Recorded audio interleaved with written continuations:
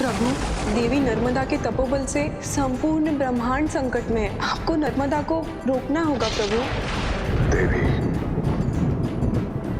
अपने पति के जीवन की रक्षा करना एक पत्नी का धर्म है।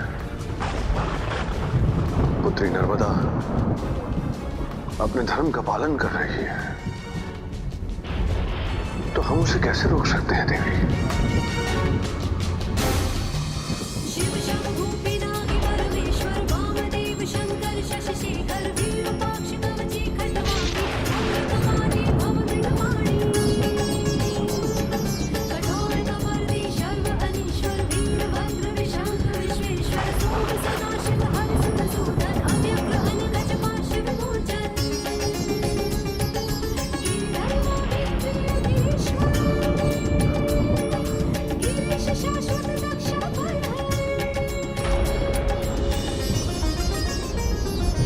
प्रभु, आप किस चिंता में डूबे हैं?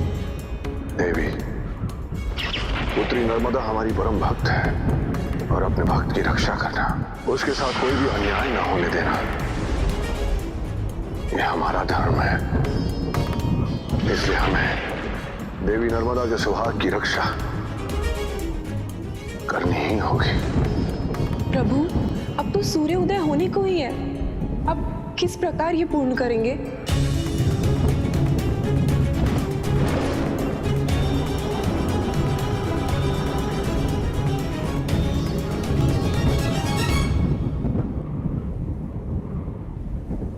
आज हमें सूर्य को उदित होने से रोकना ही होगा। आज सूर्य के कारण हमारे भक्त के सुहाग पर संकट आ गया है, किंतु हम हमारे भक्त पर किसी प्रकार का संकट नहीं आने देंगे। आज ये सारा संसार अंधकार में ही क्यों ना डूब जाए, हम नर्मदा के सुहाग की रक्षा के लिए आज सूर्य को ही आच्छादित कर देंगे।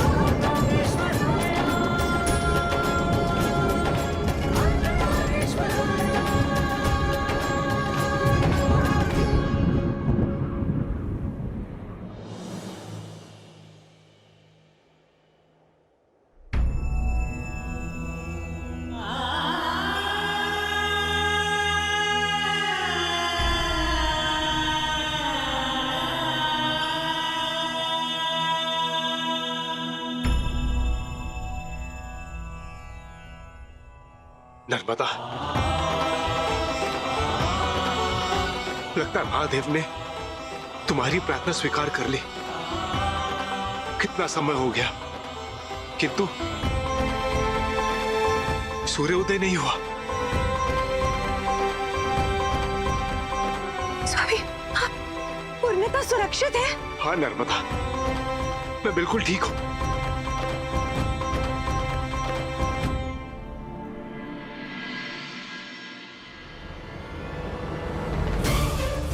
सूर्योदय काल में अचानक ऐसा अंधकार? अभी पल भर पहले तो सूर्य उदय हो रहे थे। अवश्य ही सृष्टि का अंत होने वाला है। हे महादेव, हमारी रक्षा करें। हे महादेव, हमारी रक्षा करें। महादेव, महादेव, रक्षा करो, रक्षा करो, रक्षा करो। राजन, संपूर्ण जगत में त्राही त्राही मच गई। क्या मानव, क्या दानव, क्या पशु, क्या वनस्पति, सभी प्रकृति की हलचल से कांप उठे। प्रार्थनाओं स्तुतियों से सारी दिशाएं गुंजायमान हो उठी और इस संकट के समाधान के लिए सभी देवता भगवान ब्रह्मदेव के नेतृत्व में महादेव के पास आए।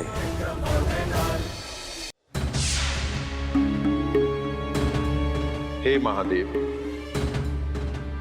एक अधर्मी और कामंद मनुष्य के लिए संपूर्ण ब्रह्मांड को अंधकार में डाल देना कहां तक उचित है?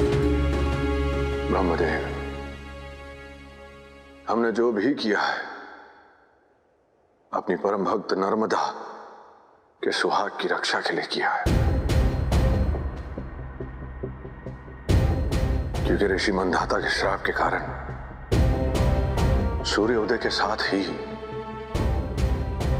नर्मदा के पति की मृत्यु हो जाती।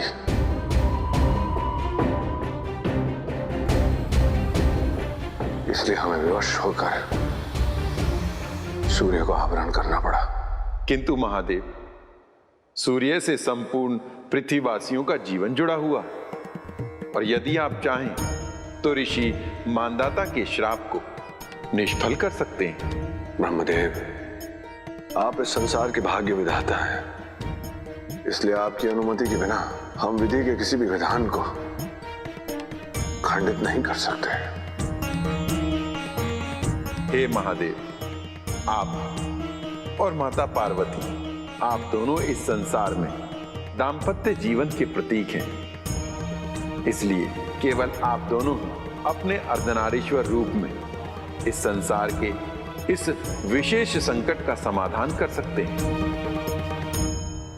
और यदि आप चाहें तो अपने पुण्य कर्मों से किसी भी मनुष्य का भाग्य बदल सकते हैं।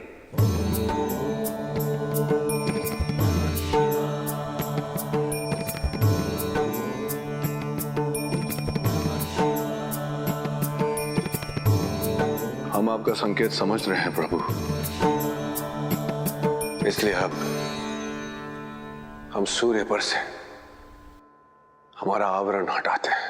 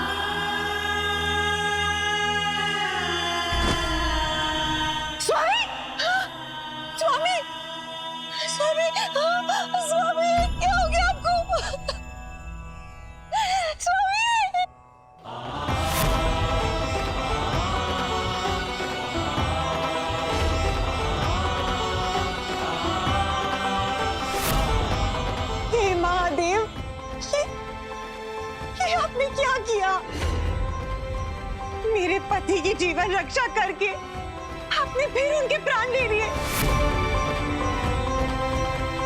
महादेव, मेरी भक्ति और आस्था का ये कैसा उपहास है।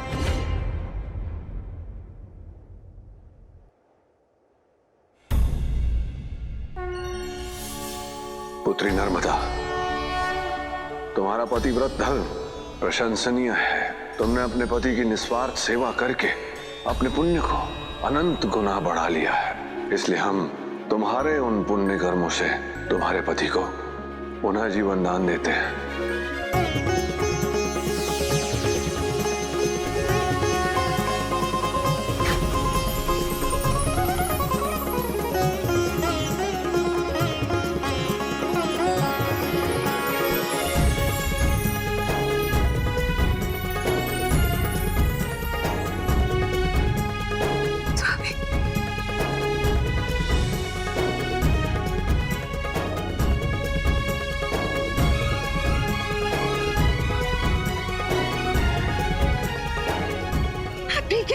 हाँ नर्मदा, मैं बिल्कुल ठीक हूं।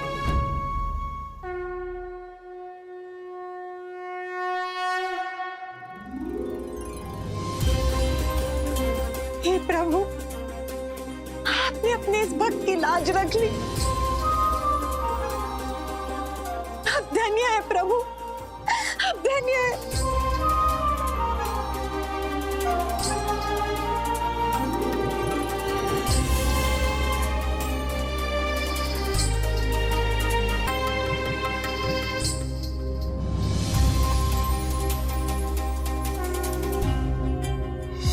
देवी नर्मदा, आपने इस संसार में पतिव्रता धर्म का नया मानदंड स्थापित किया है।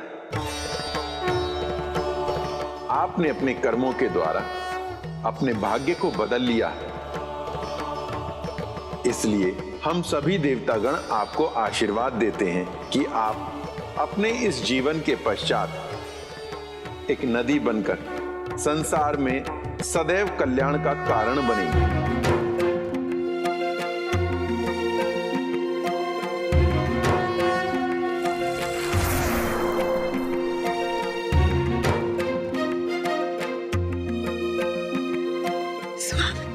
नर्मदा,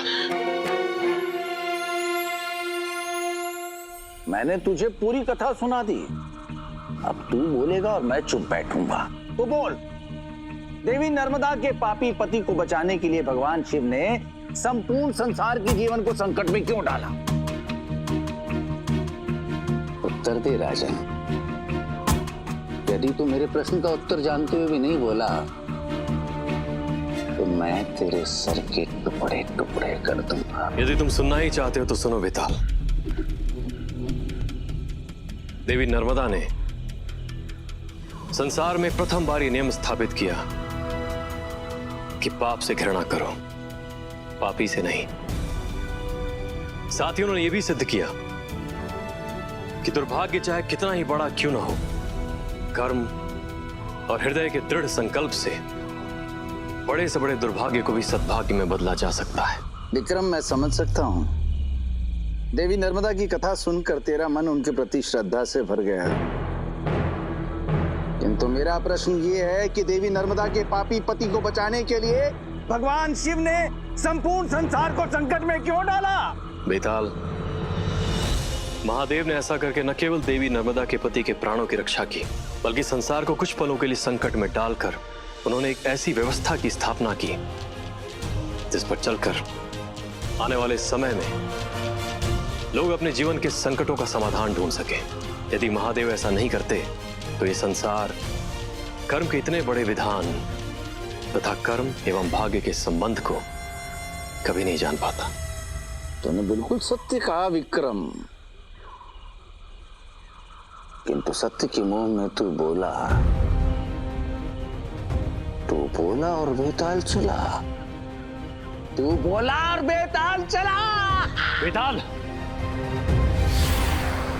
बेताल। पुत्री नर्मदा, तुम्हारा पतिव्रत धर्म प्रशंसनीय है। तुमने अपने पति की निस्वार्थ सेवा करके अपने पुण्य को अनंत गुना बढ़ा लिया है। इसलिए हम तुम्हारे उन पुण्य कर्मों से तुम्हारे पति को पुनः जीवन दान देते हैं।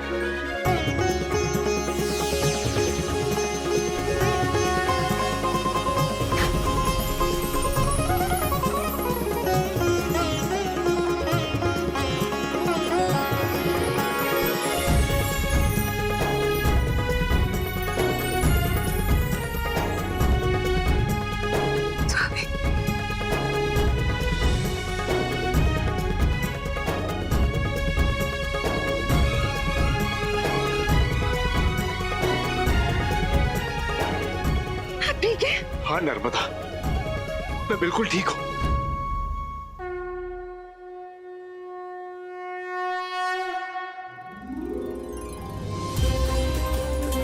हे प्रभु, आपने अपने इस भक्त की लाज रख ली। आप धन्य है प्रभु, आप धन्य है।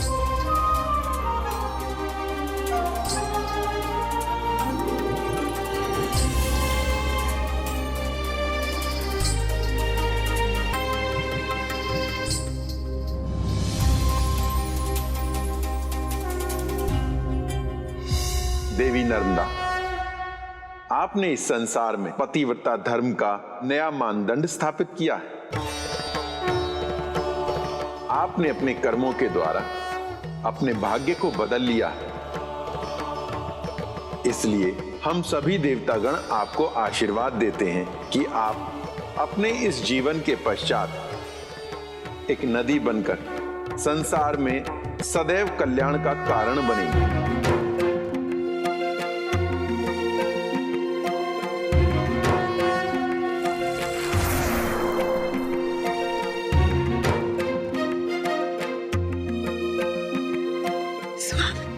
नर्मदा, मैंने तुझे पूरी कथा सुना दी, अब तू बोलेगा और मैं चुप बैठूंगा। तो बोल, देवी नर्मदा के पापी पति को बचाने के लिए भगवान शिव ने संपूर्ण संसार के जीवन को संकट में क्यों डाला? उत्तर दे राजन। यदि तू मेरे प्रश्न का उत्तर जानते हुए भी नहीं बोला तो मैं तेरे सर के टुकड़े टुकड़े कर दूंगा। यदि तुम सुनना ही चाहते हो तो सुनो बेताल। देवी नर्मदा ने संसार में प्रथम बार ये नियम स्थापित किया कि पाप से घृणा करो, पापी से नहीं। साथ ही उन्होंने यह भी सिद्ध किया कि दुर्भाग्य चाहे कितना ही बड़ा क्यों ना हो, कर्म और हृदय के दृढ़ संकल्प से बड़े से बड़े दुर्भाग्य को भी सद्भाग्य में बदला जा सकता है। विक्रम, मैं समझ सकता हूं। देवी नर्मदा की कथा सुनकर तेरा मन उनके प्रति श्रद्धा से भर गया,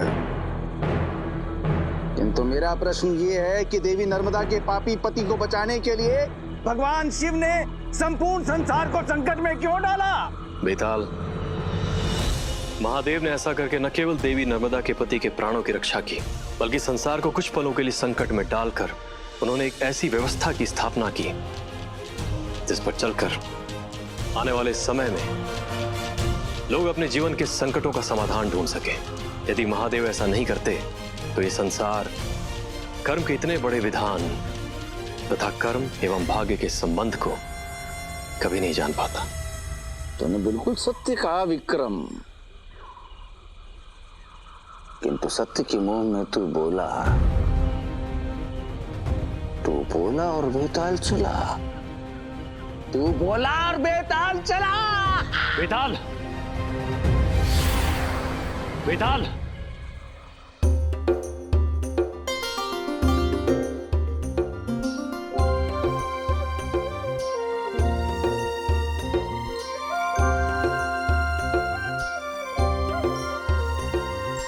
प्रभु, वहाँ ये भीड़ कैसी? लगता है कुछ विशेष हो रहा है। ये संसार बड़ा विचित्र है, यहाँ कुछ विशेष ही घटता रहता है। आओ हम आगे चलते हैं। प्रभु, पल भर ठहरिए तो।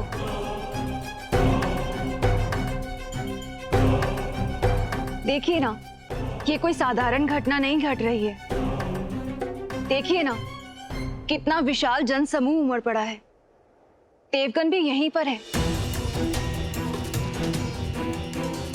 देवी, जब तक ये संसार है तब तक चमत्कार भी। आइए हम भ्रमण का आनंद लेते हैं। परंतु महादेव, बिना जाने समझे संसार के भ्रमण करने का क्या आनंद? आप अवश्य ही हमारा ध्यान हटाना चाहते हैं, किंतु हम भी ये जानकर ही रहेंगे कि वहां हो क्या रहा है। उत्तर दे राजन कि महादेव ने अपनी ही प्रिय पुत्री के पति की हत्या क्यों की?